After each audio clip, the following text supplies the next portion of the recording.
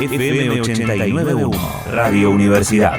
4 de la tarde, 38 minutos, seguimos aquí en la continuidad de Radio Universidad y como siempre venimos hablando sobre el coronavirus a través de la cuarentena. Bueno, hablamos de la cuarentena y también estuvimos hablando sobre este cambio, ¿no?, que hubo a partir del fin de semana, donde de repente se vio muchísima gente en la calle a través de la flexibilización de la cuarentena y también la preocupación de muchos médicos, infectólogos, que se preocupan por esto de la peligrosidad que puede llegar a traer esta reunión de gente, de repente muchas personas reunidas, a pesar de estar al aire libre, ¿no? Y muchas dudas que vuelven a generarse con esto del día a día y muchas preguntas que también tenemos para hacer que a través también de los medios de comunicación, de repente tenemos como noticias que nos aclaran y otras que también nos llenan de dudas. Por eso y para eso tenemos en comunicación al señor Daniel Priluca, que es médico infectólogo, que viene un poquito a darnos un pantallazo de lo que tenemos que saber hoy en día. ¿Cómo está, Daniel? Buenas tardes. ¿Qué tal? Buenas tardes, ¿cómo están? Bien, ¿usted cómo anda? Bien, bien. Bueno, quiero saber qué perspectiva tiene usted sobre esto que está sucediendo a partir de la flexibilización de la cuarentena, donde de repente, el fin de semana se vio mucho movimiento de gente y esto, genera mucha preocupación, ¿no?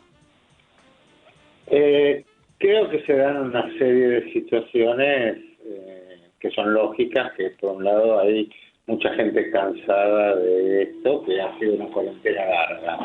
Pero la única forma en que podamos sostener esta situación de apertura que estamos viviendo en la actualidad es que la gente muestre la responsabilidad que necesitamos y no haga más allá de lo que se permite. O sea, hoy se permiten un montón de cosas, un montón de actividades que hasta hace poco no estaban permitidas. Ahora, si vamos mucho más allá, va a haber tanta cantidad de contagios que va a volver a ser necesario retroceder en estas medidas, ¿no? Sí, por supuesto. Entonces, lo que tenemos que conseguir es eso, la verdad que si esperamos que todo haya un papá que nos diga lo que tenemos que hacer, no va a funcionar y tenemos que tener una responsabilidad social real. Estamos todos en la contradicción, si aparecen muchos casos nos preocupamos, pero a su vez queremos que esto se abra, pero a su vez no queremos cumplir con las normas y así vamos contradiciéndonos permanentemente. No hay otra arma hoy por hoy contra esta enfermedad que el distanciamiento social y el cuidarnos entre nosotros. No existe y no va a existir por lo menos por muchos meses. Con lo cual, lo que pase de acá en más depende de nosotros. Absolutamente. Bueno, también estuvimos a partir de todo este movimiento que hubo el fin de semana, también hay muchas voces encontradas sobre lo que se sabe y lo que no se sabe. Sabemos que, es un virus muy actual de alguna manera y donde también no hay mucha novedad sobre cómo actúa, cómo es la forma de contagio. Sí se sabe, desde la superficie, pero no en forma concreta ni a un 100% de conocimiento. De repente el fin de semana se vieron en las plazas mucho movimiento de gente, mucha reunión y a veces unos piensan que al estar el aire libre, no se contagia. ¿Qué puede decir al respecto? A ver, por lo pronto hay un concepto en medicina que nunca se conoce todo al 100%, claro, porque siempre puede haber cambios inesperados o situaciones inesperadas. Y mucho más en un virus que en definitiva lo conocemos hace 6 o 7 meses. Pero tampoco es que no se conoce nada, hay mucho que conocemos y en realidad en la historia de la humanidad nunca se conoció tanto de un virus como se ha conocido en tan poco tiempo, ¿no? Si uno piensa que otras enfermedades virales existen desde que la humanidad existe y tenemos un conocimiento parecido al que tenemos de este virus, lo que sabemos es mucho y muy importante. Por supuesto que nada es exacto, pero yo creo que con lo que tenemos que insistir es que la vía de transmisión comprobada, demostrada y más eficiente es justamente la vía aérea en la transmisión de cercanía de persona a persona. Y por supuesto en los lugares cerrados mucho más que en los lugares abiertos. Entonces lo que tenemos que tratar es de ir limitando estas situaciones de riesgo. Es una situación de riesgo un transporte público hacinado, es una situación de riesgo, una fiesta donde concurran muchas personas en un ambiente cerrado. Por supuesto que en un ambiente abierto, si en un pequeño jardín hay 40 personas, también pasa a ser una situación de riesgo, aunque sí es cierto que los lugares abiertos son más seguros que los lugares cerrados. Entonces, lo que sabemos es mucho y lo que sabemos cómo cuidarnos es mucho. Y las medidas que se dijeron desde el primer día son las que realmente están comprobadas, que son el distanciamiento, bueno, no se dijo el primer día, pero después se fue agregando el uso de tapabocas para evitar sobre todo que la persona enferma elimine tanta cantidad de gotas que contagie, el lavado de manos continuo y el evitar estar en contacto con otras personas si yo estoy enfermo. Y esas son las cosas que no cambiaron y que son 100% seguras. Todas las demás son discutibles y después en algún tiempo lo sabremos, pero si evitamos esas situaciones, si conseguimos cuidarnos con esas formas, tenemos gran parte de la batalla ganada.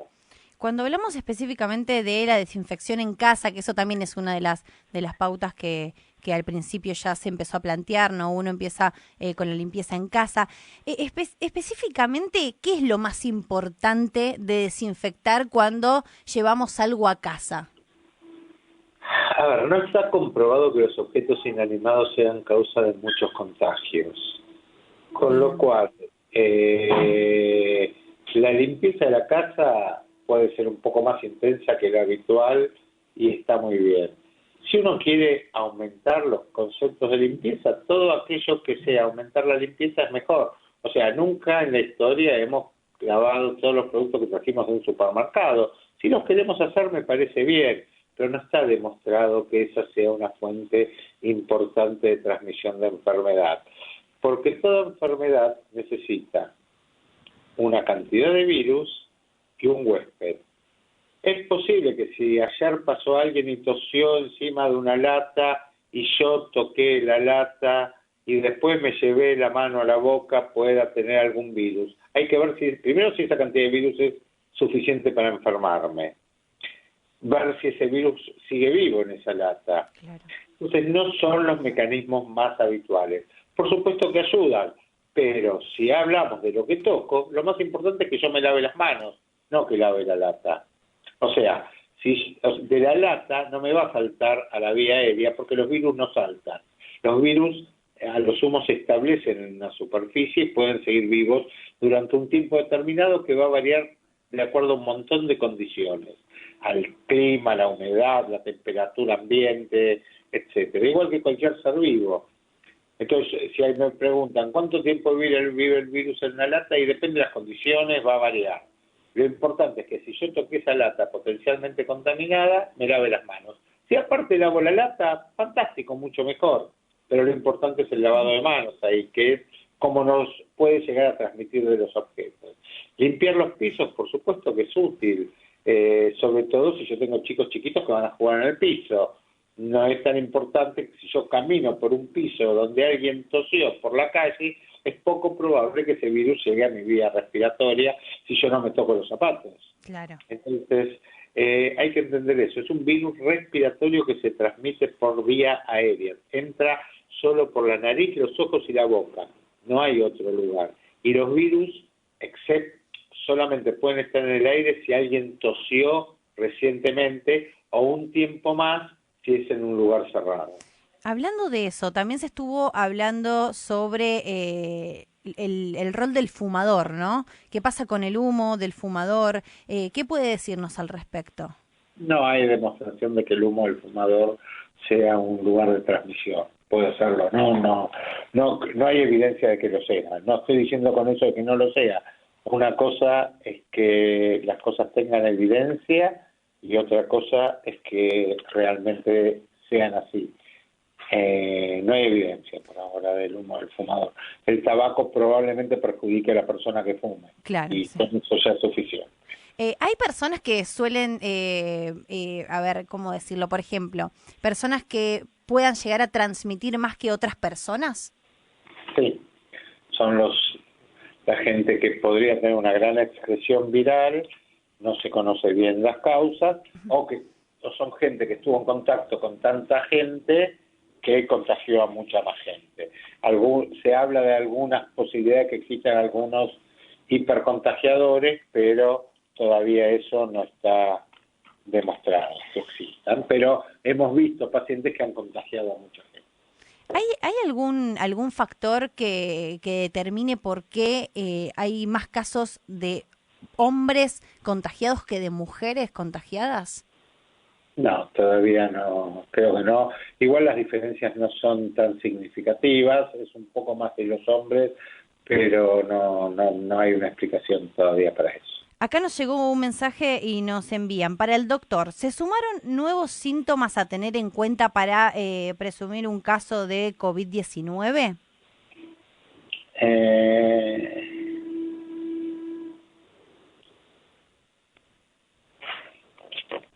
En realidad, en la medida que uno va descubriendo, ve que más gente tiene más personas, más síntomas, o sea, hay gente que tiene más, uno ve que alguna gente tiene cefalea, entonces empieza a sumar síntomas. No quiere decir obligatoriamente que sean nuevos síntomas, o sea, desde que empezó la enfermedad, por ejemplo, se sabe que un grupo muy chiquitito de personas, sí, el 0.2%, hacen alguna manifestación dermatológica. Pero eso es 0.2%, claro, son, para decirlo de otra forma, cada 1.000 personas hay 2 que pueden tener algún pequeño síntoma en la piel. Claro, si yo tengo 15 millones de personas enfermas en el mundo, ese 2 por 1.000 es un número importante de gente, pero no es lo que jerarquiza. Y aparte, la mayoría de las personas no tienen esos síntomas o signos menores como único síntoma, sino que en general se ven acompañados de uno de los otros. Entonces yo como médico junto las cosas. Si tiene algo en la piel que no entiendo muy bien, tiene fiebre y tos, pienso en coronavirus. Si tiene solo una erupción en la piel, voy a pensar en otras cosas primero. Lo mismo con el dolor de cabeza, también tiene dolor de cabeza y fiebre, y aparte le duele un poco la garganta. Bueno, ya tengo 2 síntomas de coronavirus, a los cuales le agrego el dolor de cabeza. Entonces son síntomas que se van sumando, pero que en general se ven acompañados de los otros. Bien, perfecto. Y acá también nos vuelven a hacer otra pregunta. Si comparto oficina con un caso positivo, por más que usemos barbijo, ¿nos contagiamos igual? Yo creo que primero hay que separar en esa pregunta lo que es el barbijo de lo que es el tapabocas. Bien. El barbijo es un instrumento médico, aún aquellos que no son N95, que tienen un nivel de protección importante. El tapabocas tiene otra textura, con lo cual protege, pero no con la misma eficiencia que lo otro. Por decirlo de otra forma, si todos nos contagiásemos, usásemos lo que usásemos, los médicos o las enfermeras podrían ver a un paciente y después se enfermaría, y no es lo que sucede. Claro. Entonces, si yo trabajo con alguien que después desarrolla la enfermedad, pero más allá de los tapabocas, porque en general en los trabajos no se usan barbijos, se mantuvieron los conceptos de distancia social, o sea, trabajamos a más de 2 metros de distancia, siempre estuvimos con los tapabocas, lo más probable es que no me contagie.